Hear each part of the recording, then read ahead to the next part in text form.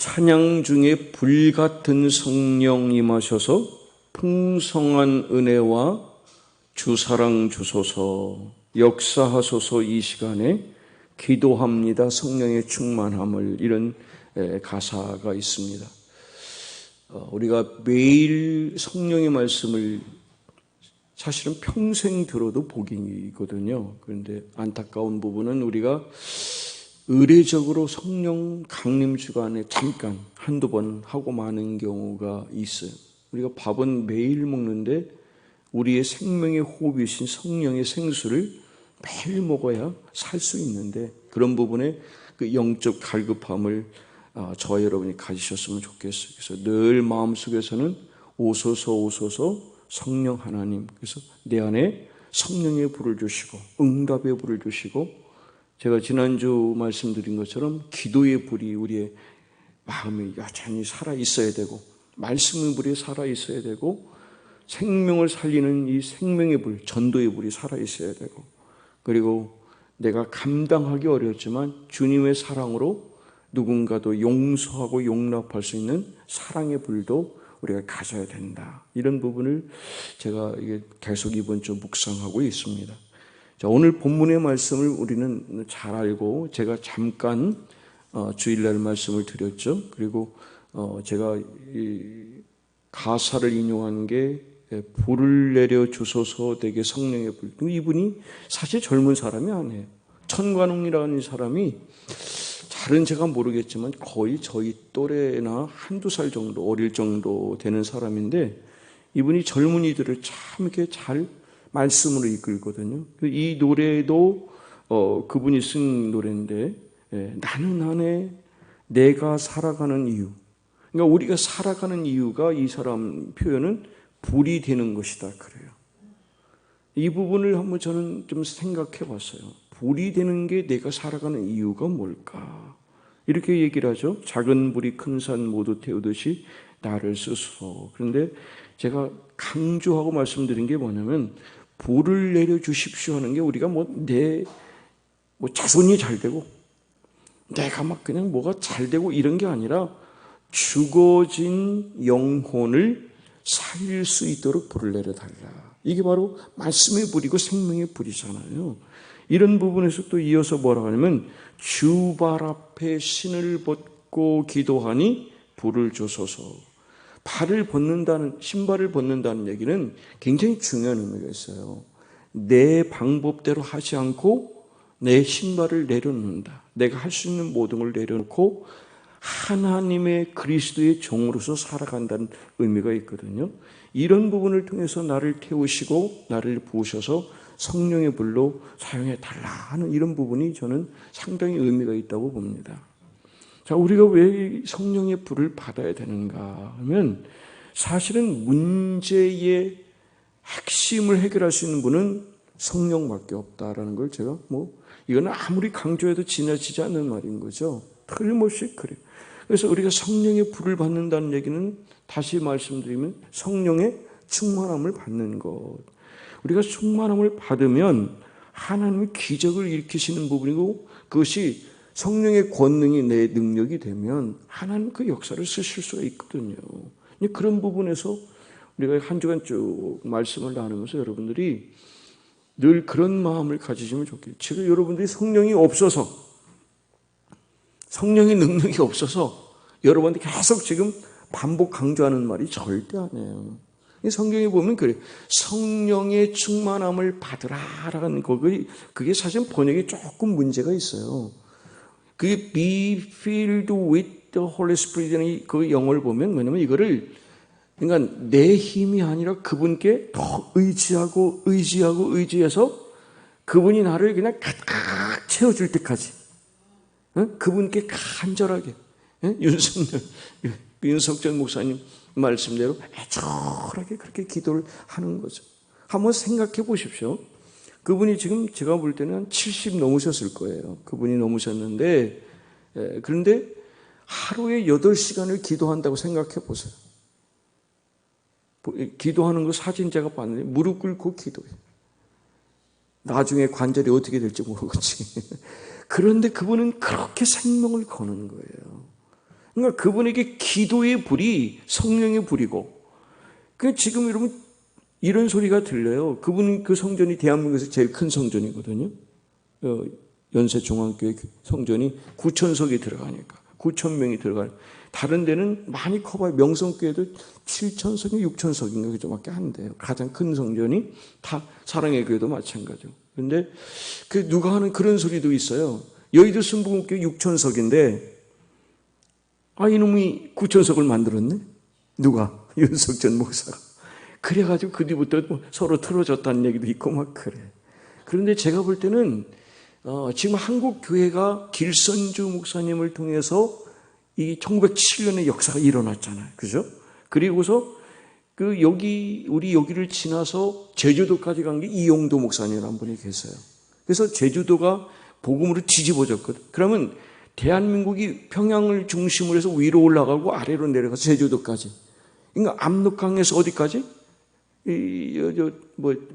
압록강이라 백두산에서 한라산까지. 이런 모든 역사를 복음으로 뒤집는 역사가 성령의 불로 일어나는 거거든요. 그게 저는 조용기 목사님까지 왔다고 봐요. 그리고 윤석전 목사님한테 이어졌다고 볼 수도 있어요. 그런데 그 이유는 없어요, 지금. 오늘 새벽에 제가 묵상하면서 그런 거예요. 하나님, 길선주 목사님의 영성을, 그 불을 누군가가 받아야 된다면 저도 좀 껴주십시오. 그런 거예요. 물론 저 혼자 받겠다는 게 아니라 누군가 받아야 된다면 저도 껴주십시오. 그런 거죠. 여러분 함께 기도해 주셔야 돼요. 그래서 하나님, 정말 제가 지난주에 말씀드린 것처럼 지금은 세계가 나의 교구다라고 하는 이 웨슬리의 얘기가 맞는 말이거든요. 그러면 오늘 제가 하나님의 영을 정말 충만히 받아가지고 이 사명을 감당하게 되면 그럼 웨슬리가 될 수 있고 길선주가 될 수 있고 그런 거지 않습니까? 그래서 이런 부분을 위해서 여러분 함께 기도하셔가지고 그 역사를 써야 되죠. 여러분 지금 저는 오늘 이 본문에 나온 바알과 아세라상을 섬기는 이 아하왕 시대, 아하왕 시대가 어떤 시대예요? 사실은 알고 보면 되게 이스라엘 역사 중에 가장 악한 왕이 아하왕이란 말이죠. 그렇지 않습니까? 왜 그럴까요? 그래서 뭘 잘해야 된다는 거예요? 결혼을 잘해야 된다는 거예요. 만화님을 잘못 드렸잖아. 만화님을 잘못 드리는 게 이게 큰 문제예요. 그냥 모든 우상을 다 섬기는 이 이세벨이라는 여인을 왕비로 드리던 게 그게 문제가 된 거예요. 제가 볼 때는 성경을 전문적으로 연구해 보지는 않았지만 그냥 제 마음에 느끼는 거는 아합왕은 사람이 비교적 착한 사람이었던 것 같아요. 적어도 그렇게 하면 좀 오해하실 수 있으니까 마음이 여린 사람이죠. 여린 사람. 그러니까 아합한테 한 방 얻어맞고 그냥 진짜 출행하고 도망오잖아요. 그러니까 이 본성은 아주 약한 사람이에요. 그런 사람들이 마누라 말에 휘둘리기가 쉬워. 그래 안 그래요? 그러니까 마누라 말에 그냥 휘둘리는 거예요. 찜맛바람에서. 그러니까 그 아세라상 바신을 다 왕궁에다가 성전에 다 들여놨잖아. 그러니까 백성들이 다 오염됐네. 누구 때문에? 왕과 왕비 때문에 다 오염됐어. 그래서 이 엘리야가 뭐라고 그래요? 야, 둘 중에 하나를 분명히 선택해라 이 말이야. 중간 지대는 없다. 회색 지대는 없다. 하나님이 정말 하나님이 진정한 하나님이시면 여호와가 그분을 섬기든지 네 바알신을 섬기든지 하라 그렇게 얘기를 하잖아요. 그래가지고 붙은 게 뭐예요? 갈멜산 이 대결이 붙은 거잖아요.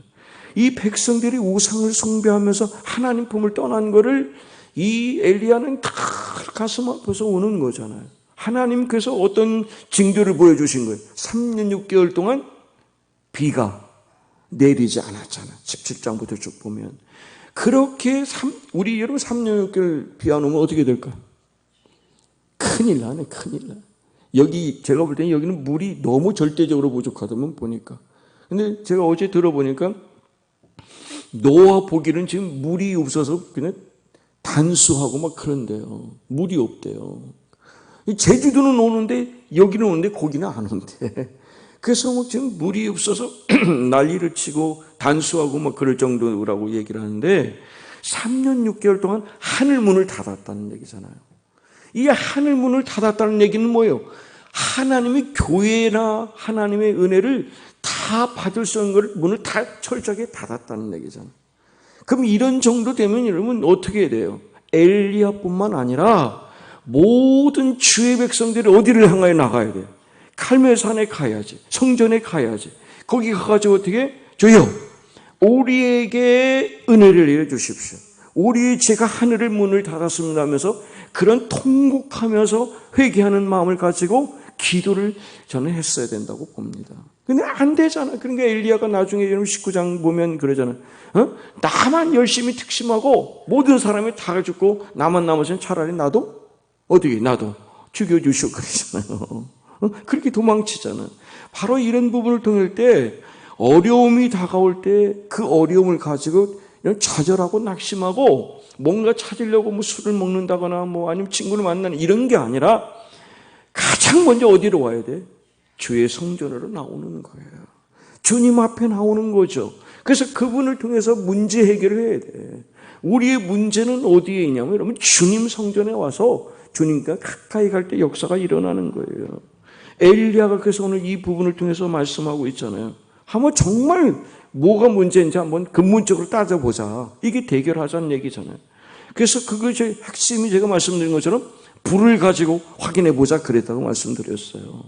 그래서 바알과 아세라를 섬기는 선지자들이 어떻게 아침부터 신이시여 불을 내려주시오. 불을 내리셔서 그랬는데 어떻게 점심 때까지도 아무 일 없다 그랬잖아요. 오후까지 그랬어요.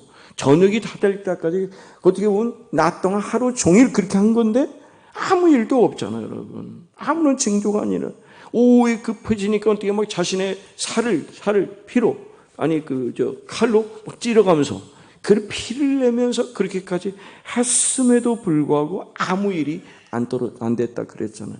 자, 그런데 이 사건을 통해서 엘리야가 기도를 하니까 하나님 어떻게 불을 내려주시는데 그 불이 제단 위에 있는 그 송아지뿐만 아니라 어디까지?